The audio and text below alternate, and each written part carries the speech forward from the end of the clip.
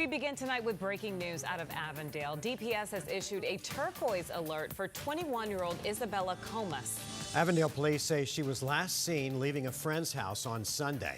Police were able to track and recover her phone, but she hasn't been seen. Comas was driving a red Hyundai Sonata. Police say she's around 5'3", pink hair and brown eyes. She was last seen in a baggy navy blue shirt, blue pants with a white stripe, and sandals. Anyone that has information is being asked to call Avondale Police or call 911. Tonight, we're learning more about the victims of a deadly apartment fire that we first told you about last night. Several agencies responded to the fire near 103rd and Olive Avenues, and Peoria police now say that an elderly couple did not survive. Good evening and thanks so much for joining us. For 12 News at 10, I'm Kariba Devine. I'm Mark Curtis. The fire broke out at a senior living facility around 7:30 last night. 12 News journalist Gabriela Becerra is in studio with us with new information about what happened. Gabby? Well, Mark Kribe, we've learned the fire may have been the result of some sort of explosion inside the apartments at that senior living community. What caused that possible explosion is still under investigation.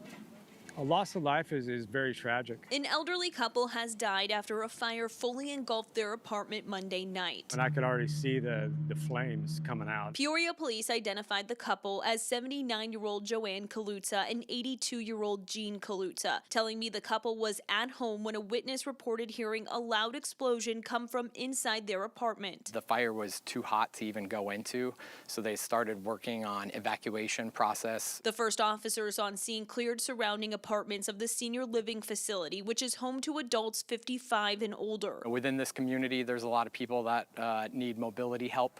They're either on an electric scooter or, wheelchair bound. So it took a little extra hands to get people out of their apartment. Firefighters quickly put out the flames, keeping the fire from spreading to other homes. Our water streams do a great job of knocking the fire down, but when it's a larger volume, it does take a little bit of time. In the process, first responders rescued the husband from inside the burning building. He did not survive his injuries. His wife was later found dead inside. We're going to trace it all the way back to where the fire started. We're going to trace the ignition source and kind of see what took place. Detectives and fire investigators are trying to figure out what caused a possible explosion. Unfortunately, it's not as easy just walking in and, pointing and saying, oh, it started right there. Fire experts say this tragedy serves as an unfortunate reminder that smoke detectors help save lives. It is important to have active and working smoke detectors that you're testing them monthly, replacing the batteries annually, and replacing the detector every 10 years. And the fire department tells us the apartment was not equipped with a sprinkler system or smoke alarms. The CEO of Olive Ridge Senior Living Community, where this happened, tells me in an email that staff immediately alerted the other tenants surrounding that apartment, adding their hearts and prayers go out to the victim's family. Gabriela Becerra, 12 News. All right, Gabby, thank you. New tonight, a man is now in federal custody in connection with a deadly crash at a Christmas parade on the Navajo Nation last month. It happened in the town of Kayenta. It's about a 4.5-hour drive north of Phoenix. 67-year-old Stanley Begay is accused of driving into a crowd of people, killing a 3-year-old boy. He's been behind bars on the Navajo Nation since the incident, but Begay is now the subject of a federal indictment for charges that include second-degree murder. The FBI took him into federal custody today. Investigators are still asking for anyone with videos or photos of the crash to submit them to the FBI. We have a link on how you can do that posted on our website at 12news.com. Tonight, new video out of the West Valley shows a hit-and-run victim actually chasing after the person responsible. It ends with that suspect crashing into multiple cars and being arrested. 12 News journalist Chase Golightly is giving us a closer look at the video and listening to what police have to say. Chase? Mark, that crash happened last year, and Glendale police are just now releasing the video of what happened. Not only did the victim chase after the suspect, but when the crash occurred, other people stepped in to stop the suspect from running. A response police say could be dangerous. In a North Phoenix neighborhood. Hi, I just got hit and my My hitter is running away. A hit-and-run victim following the man police say is responsible. The suspect turns north on 59th Avenue near Deer Valley Road with the victim right behind him. I'm chasing my hitter right now. Court records say the suspect, identified as Grant Sarkissian, was going as fast as 80 miles per hour in a 40-mile-per-hour zone near Thunderbird Park before he got into a head-on crash with another car. Police say he tried to run into the desert. Don't touch, just sit down. That is until people at the scene stopped him. Sarkissian, wearing a bathrobe and no shoes, seemed dazed. People here holding him until police arrived. It looked like he might have been impaired or under the influence of some sort of substance. Officer Maroni Mendez with Glendale Police say officers then searched the suspect's car. They discovered a lot of contraband, including what appeared to be cocaine, LSD, more than $2,500, and a stolen gun.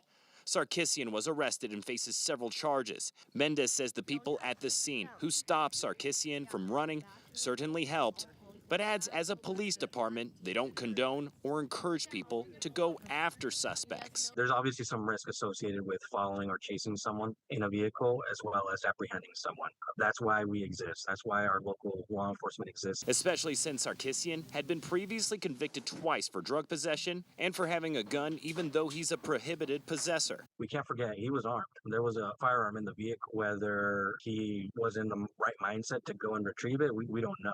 So that's just some of those risks to consider. Saying the best thing people can do in a situation like this is get as much information about the suspect as possible, what they look like, what they're wearing, a license plate number, then call 911. Let us get there. Be a good witness. Now, just before our newscast, I actually spoke with one of the victims of that head-on collision. They said that they were driving the opposite direction of the suspect, and when they crashed right into him, they said it was so fast they had no time to react. As far as injury, she says that her husband had a bruised chest, went to the hospital to get his heart checked out because there was trauma.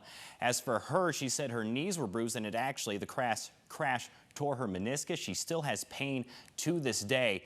But a big question that both of them have is they could think that the reason why that suspect was driving so fast is because that first hit-and-run victim was after them. Officer Mendez says while they don't know for sure, he says it is a real possibility that's the case. We're live in the studio. Chase Golightly, 12 News. All right, Chase, thank you. Meanwhile, Phoenix police are looking for a suspect in a separate hit-and-run crash. This case involves a woman crossing the street in North Phoenix. Officers were called to 35th Avenue and Thunderbird just before 7:30 last night, where they found the woman in critical condition. She was taken to the hospital but did not survive. Police say the driver involved took off before officers arrived. Detectives believe that the woman was crossing mid-block, not in the crosswalk, when she was hit. If you have any information, Phoenix police are asking you to call them or silent witness. Happening tomorrow, education officials will weigh a proposal for staffing cuts across the Chandler Unified School District because of shrinking enrollment. The district is planning to make what it calls enrollment-based staffing reductions in order to cut $12 million from the budget. The Today in AZ team is taking a closer look at which positions will be impacted, and we'll have more on the plan tomorrow morning right here on 12 News.